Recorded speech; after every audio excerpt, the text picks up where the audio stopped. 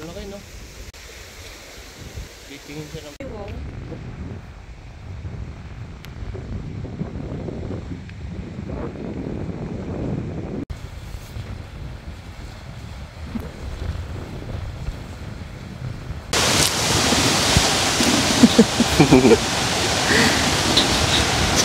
So, hello guys. Andito tayo ulit sa may Porcalan Niemi.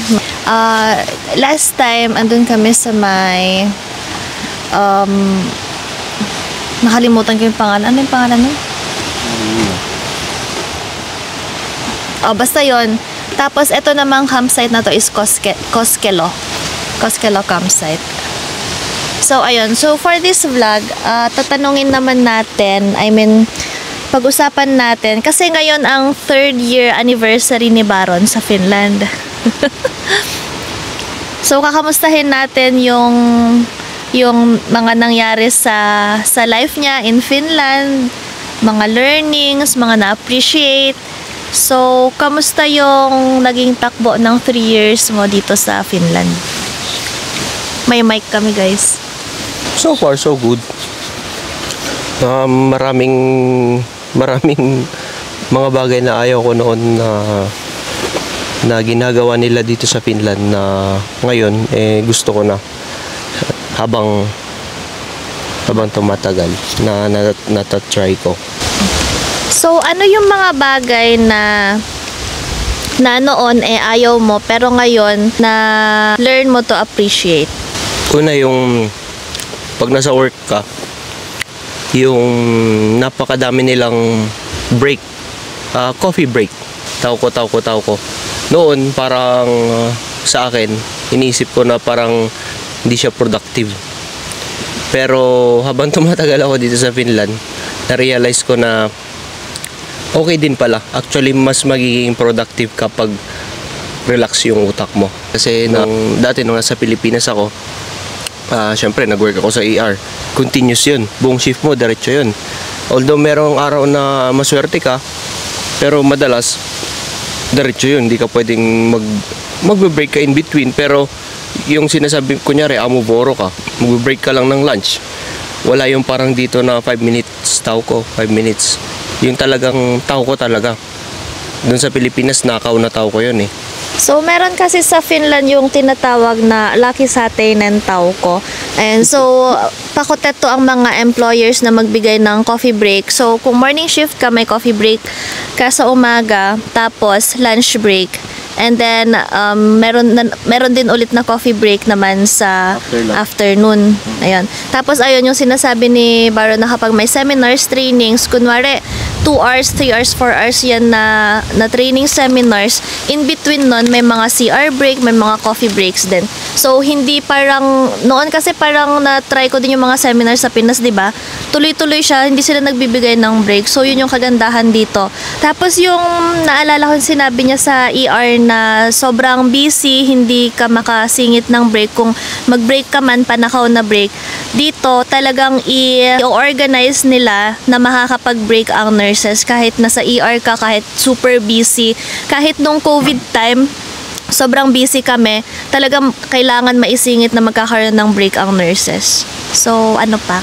Isa pa na nagustuhan ko dito yung pag natapos yung shift mo, hindi ka nila istorbohin.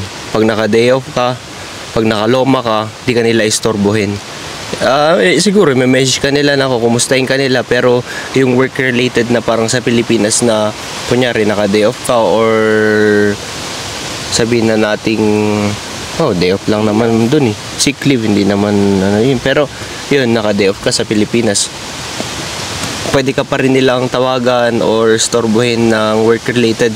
Pero dito, never ko pa na-experience na day off ako tapos sasabihin nila na magsasabi sila ng any work related.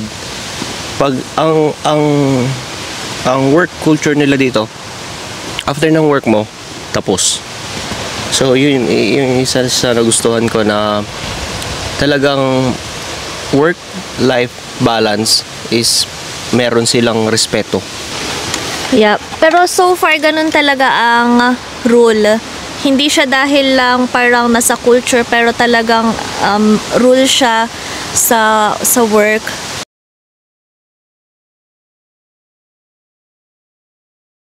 Maalala ko, na-try ko na magkaroon ng employer na Filipino, na Finnish, and from Somalia. And nakita ko talaga yung difference nung work culture nila. Pero parang ang pinaka na-appreciate ko is yung sa Finnish na work culture.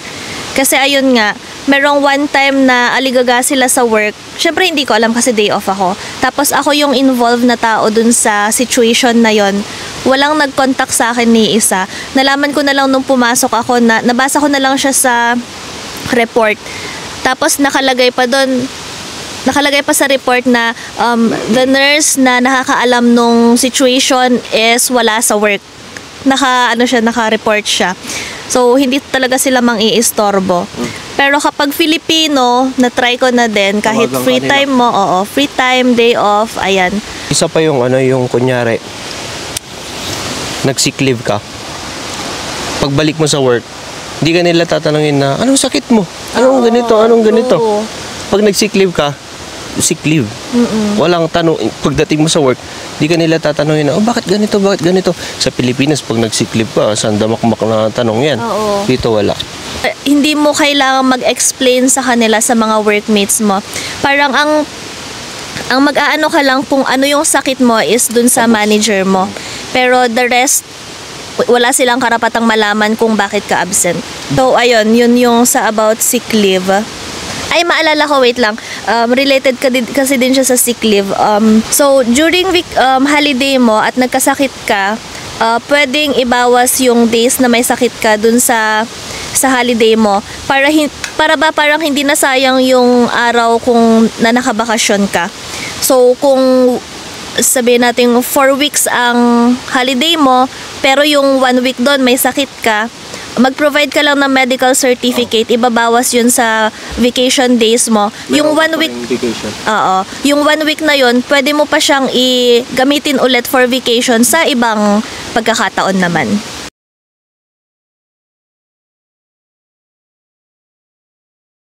Tapos ano pang mo, yung highlights ng 3 years mo sa Finland?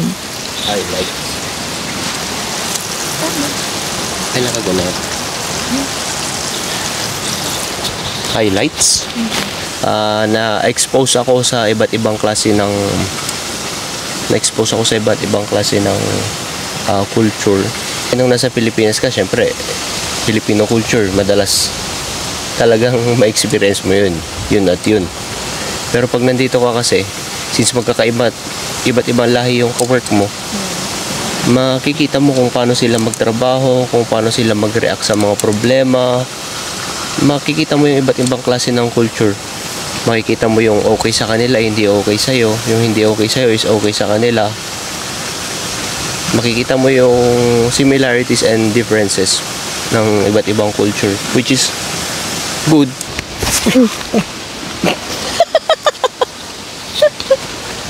Ang lambot talaga kasi ng lupa dito.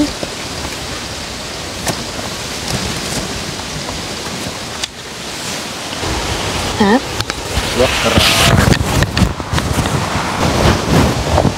So, meron kami ditong pakita ko.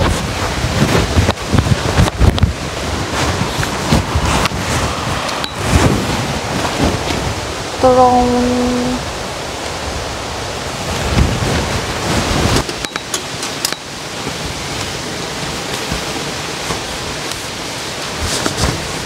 isa pa yung na-appreciate ko yung sa pagiging tahimik ng mga Fin. Noon parang pag tumatahimik sila, parang iniisip mo, may iniisip to sa akin, parang may ganito, parang alam mo yung